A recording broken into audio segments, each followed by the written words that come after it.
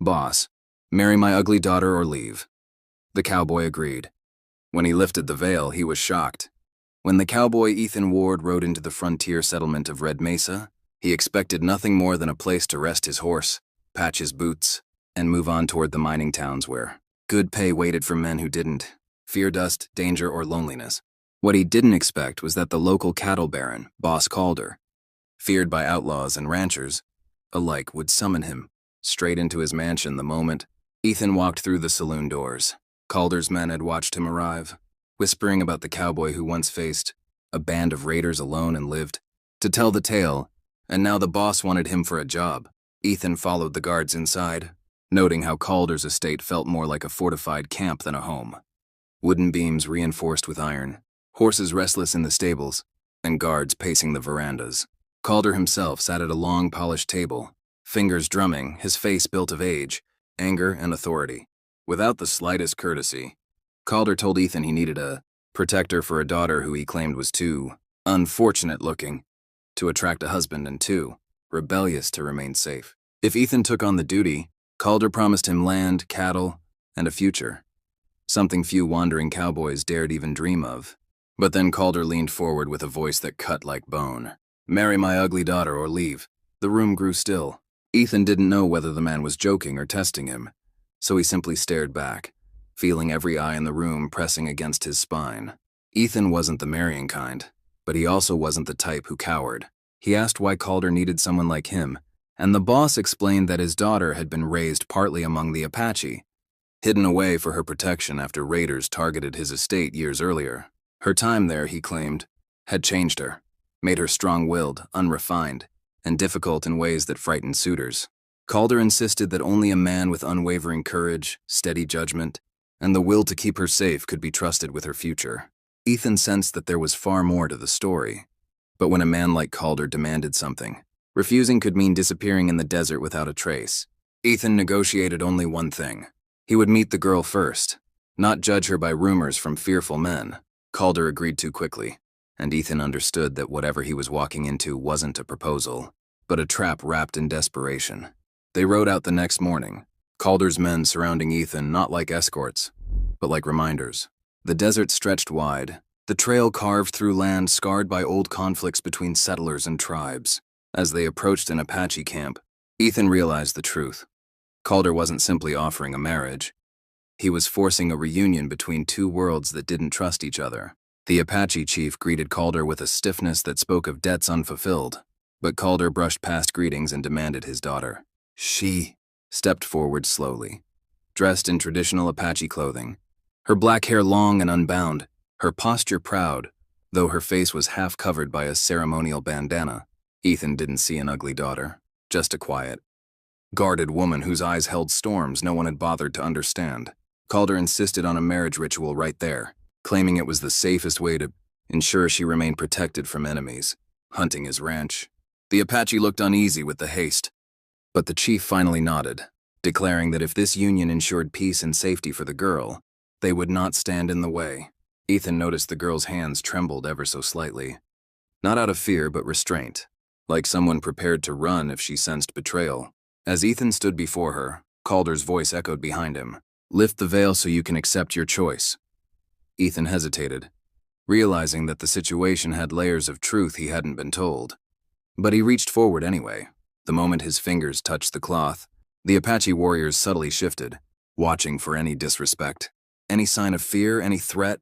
Ethan paused again, sensing the weight of every gaze on him, then lifted the bandana in one slow motion. What he saw made his breath stop, not out of shock at ugliness, but because the girl beneath the veil was strikingly beautiful, her features sharp yet soft, her expression fierce yet wounded, her eyes burning with intelligence and untold stories. She was nothing like Calder's description. She was nothing like what anyone had implied. Ethan felt a jolt in his chest, not of attraction alone, but of confusion. Why had Calder lied?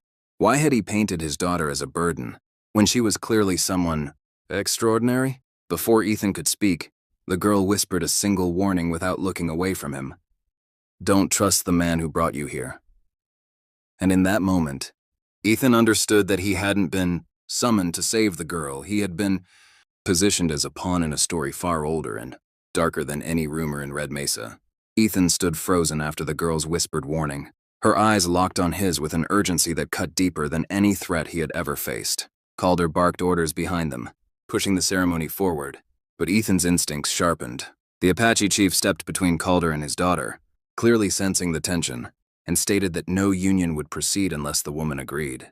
Calder tried to strong-arm him, but the chief's warriors shifted closer, making it clear that even a powerful rancher couldn't bully them on their own land.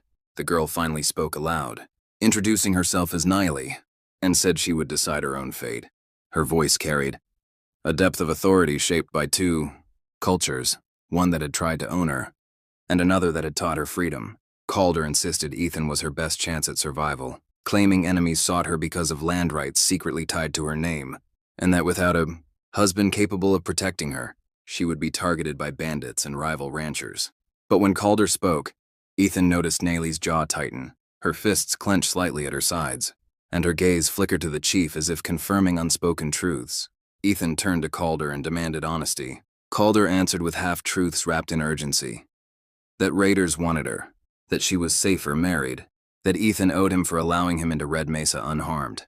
Ethan cut him off, finally asserting that he would not marry anyone without her free will. The chief seemed relieved at Ethan's words and invited Ethan into his tent to speak privately. Naili followed without waiting for permission, a decision that made even the chief smile faintly. Inside, the chief revealed the real story. Calder had once made an agreement with the Apache, hiding Naili with them after his ranch was attacked, but he had never returned to honor his promise of peace or support. Naili grew strong, skilled, and respected among the Apache, but when Calder suddenly demanded her back, the chief feared he intended to use her as a tool to legitimize land he had no rightful claim to. The raiders Calder spoke of were not hunting Nayeli. They were Calder's rivals who wanted to expose his lies. Nayeli added that Calder wanted a husband for her not to protect her but to control her inheritance, since she legally held the rights to a massive stretch of land. If she married someone loyal to him, Calder could rule through them. Ethan listened carefully, not speaking until the chief finished. He then asked Nayeli directly what she wanted. She met his eyes without hesitation. She wanted freedom from Calder's manipulation, protection for the Apache who had sheltered her, and a chance to live on her own terms. She didn't expect Ethan to help, but she warned him again. Calder would not allow refusal. As if summoned by their discussion, shouts erupted outside. Calder's men had grown impatient, and one of them tried to drag Nayeli from the tent. Ethan reacted first, grabbing the man's arm and twisting it behind his back, forcing him to release her. The camp erupted into chaos as Calder's men aimed rifles.